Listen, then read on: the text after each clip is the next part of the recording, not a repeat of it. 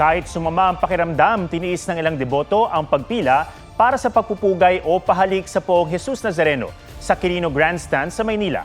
At dahil ilang oras na lang simula na ng traslasyon, may ilang doon na magpapalipas ng gabi.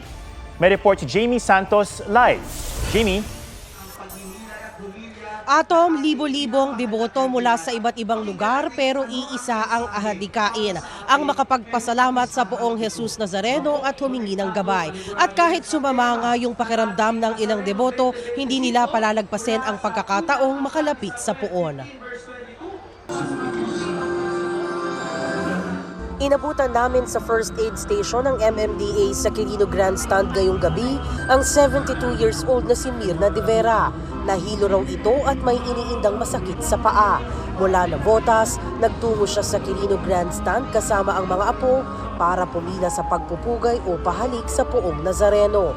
Talaga pong kailangan yung makahawak kay Nazareno kasi para pampatibay ng katawan.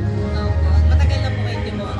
Oo. Medyo tumaas po yung BP niya kanina. Ngayon po, nabigyan na po siya ng paunang lunas at chinek na rin po yung BP niya. Nang makapahinga, tumayo agad si Aling Mirna para makabalik ulit sa pila para makahawak sa Poong Jesus Nazareno. Inalalayan na siya ng mga taga-MMDA hanggang makaakyat ng entablado at makahawak sa poon. Mami, nakahawak ka na. Anong pakiramdam? Maginawa na. Mula Guagua, Pampanga, lumuwas ng Maynila ang mag-amang Eduardo Malik at Liniel.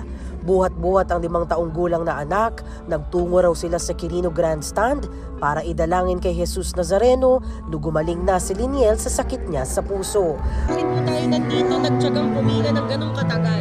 Para sa anak ko po, may sakit po sa puso.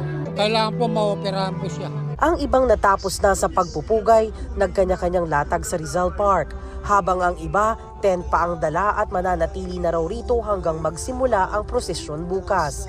Ayon sa MMDA, ngayong bisperas ng pista ng Jesus Nazareno, umabot na sa mahigit 6 na po ang kanilang nabigyan ng first aid. Meron na po kaming grand total of 65 na cater po na patients po.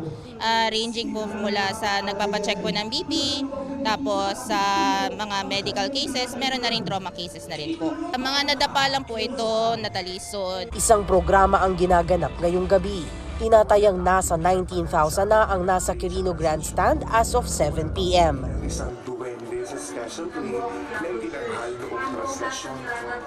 Atom, alas 12 ng hating gabi, magsisimula na yung Misa Mayor na pangungunahan ni Manila Archbishop Jose Cardinal Advincula Jr. Matapos niyan magpapatuloy ang vigil at programa at isasagawa na ang panalangin sa Bukang Liwayway na hudyat ng pagsisimula ng traslasyon. At yan ang latest mula rito sa Quirino Grandstand. Balik sa iyo, Atom. Maraming salamat, Jamie Santos.